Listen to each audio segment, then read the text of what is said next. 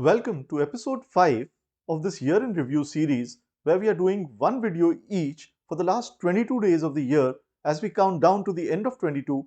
In the previous episode, we looked at what Google has to say about the year in search, and the number one search term that we came about was Wordle. What we're going to cover today is go deeper into not just Wordle but into the whole fascinating area of playing games as well as developing games. Yes, you heard me right. Developing games. Even if you're not a game developer, you're not a techie, you're not a gamer, there will be some lessons from here that I'm sure you will be able to incorporate in your life no matter what you are doing and which field you are into. So without further ado, let's get started. In the first section, we'll cover the gameplay of Wordle and what it really is all about. In case you've already played the game, you may be aware of this, but this section is important as a build-up before we get into the next section. So if you already know it, I've segmented this video into chapters so you can move on to the next chapter. So for those of you who are not aware, Wordle is essentially a word game where there is a 5-letter word which you have to guess.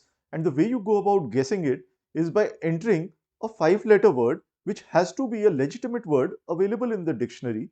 And at the end of every guess, you get a feedback in terms of which letters out of these are present in the actual word and whether their position is correct or not. And this is followed by your subsequent guess, where again you have to enter a legitimate 5-letter word and you get the same sort of feedback. So this process continues until either you are able to guess the word or you run out of turns. So that's a very simple concept. It's a very popular game.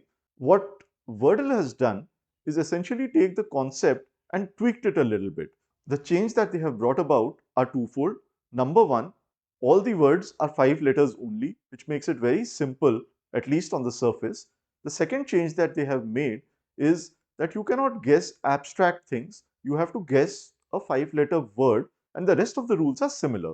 So essentially, it's a cross between Hangman and Mastermind or Cows and Bulls. It's a very, very simple, straightforward concept, but it went viral during the year.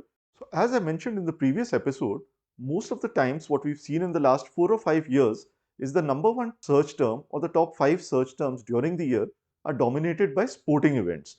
This was the first time that we saw a game getting to the top of the list. What does it tell us about human psychology and how we wanted to spend our time during the year that went by? So essentially, people wanted a break from that permanent state of crisis, and nothing better to fill that void or gap than a game such as Wordle, which is simple to play. So that was a little bit of backdrop around why Wordle became such a craze. One, the need for people to take a break, and secondly, the simplicity of the game design. Now, coming to game design, playing games is fine, but can you actually develop a game? What does it need? What does it take? Does it require software skills or does it just require logic? Interestingly enough, there have been many instances where I have inadvertently got into this field, this wonderful world of game designing and development. I'll give you 2 or 3 examples and share links with you so that if you're interested in this arena, you can go and deep dive into it. The first question is, how do we start? Where do we start? I would recommend you start from scratch. Well, not just from scratch, but with Scratch. Scratch being a software which is developed by MIT and is hosted on their website. I will again share the link in the description so that you can go and play around with it. It makes it incredibly simple for you to program and use code blocks to create games, to create programs, to create applications, whatever your imagination can dream of. It has been designed with a child in mind, but even adults can challenge themselves and make the best use of it. You can do incredibly powerful things with this very, very simple tool, which is Scratch. So get started with that and let your creative juices flow. I mentioned about a couple of games which are similar to Wordle, which is Hangman and Cows and Bulls or Mastermind.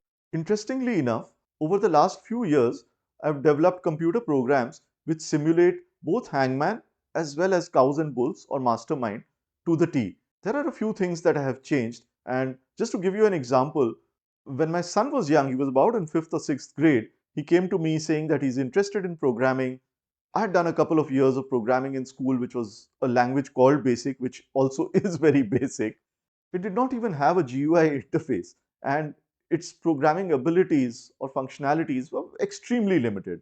But it was good enough for us, me and my son, who was then in about class 6 or so, to be able to understand how the logic of the game is developed. And here I'm talking about the game Cows and Bulls or Mastermind.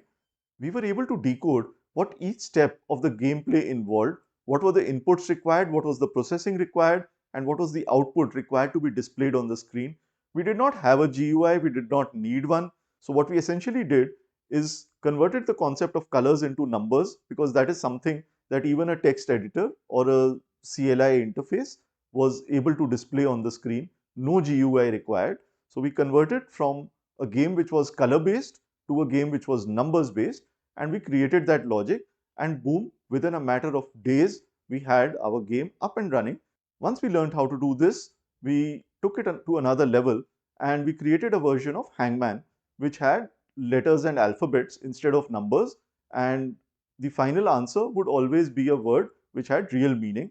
And for that, all we needed to do was download a dictionary, take the top few hundred used words, and select one of those words at random, which would be the cue, and then the person could go about guessing it. So it was as simple as that. Extremely simple logic, no requirement of any complicated functional programming, but we were still able to create these games. What this was able to do was to open the creative corridors for us. This simple example of developing a game showed us that there is immense power in computing, there is immense power in our ability to transcribe our logic into an application, into a game, and to be able to create something wonderful which others can use. This is not something which is rocket science, which only professional programmers or coders can do or game developers can do. This is something that you and I can do. If a child of grade 6 can do it with his dad, who barely studied 2 years of computer programming in school in the 90s and did this about 25 years later, then I think anything is possible. But of course, if you want to change the world, you don't start by boiling the ocean, you start with the frying pan. And in our context, MIT's Scratch is the frying pan that I referred to earlier. One of the things that I have at least seen unfolding in my life is that as I've started to play around with these building blocks, with programming, with code blocks, with game development, it has unleashed new forces of creativity which I never knew existed within me. These were outside the realms of what I thought I was capable of doing. There are many, many such unintended consequences and effects of what you do once you start expanding the horizons of your comfort zone. As Steve Jobs famously said about connecting the dots, you keep acquiring these skill sets, you keep exposing yourself to different experiences, and you never know when those dots will connect later on in life. You cannot plan which dots you will create and how they will connect ab initio. This is something that can only be done in hindsight. What you can do is increase your probability of success by creating as many dots as possible, so that the number of connections that can be made also increases. You increase the surface area of your chances of success. So that is one kind of divergent takeaway from the search of the year, which was Wordle. The other divergent takeaway, which I of course don't have time to go into in this video, is around the whole field of word processing or understanding language or computational linguistics that has become a big craze during the year, which is something that might have become the word of the year had this list been released in January, because ChatGPT has really taken off only in December when it was launched. So we'll talk about computational linguistics, ChatGPT, NLP, natural language processing in one of the upcoming episodes. So until then, if this video about game development and about Wordle has given you some food for thought and has motivated you to do something, then please do share your motivation and excitement in the comments below so that others can also be inspired. Because as we mentioned in the previous episode, can I change? Can I do this? Can I do that? These are one of the central themes of 2022. And I know we all want to change. We all want to level up.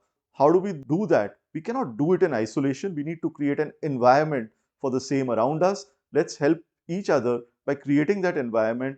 Leave your positive messages in the comments. Even if you're stuck, leave your dilemma behind in the comments. Maybe somebody is out there who can help you, or maybe I can help you. We will all see how we can grow and level up together. And with that, before I take your leave, you know what is to be done. Like, comment, share, subscribe. See you in the next episode.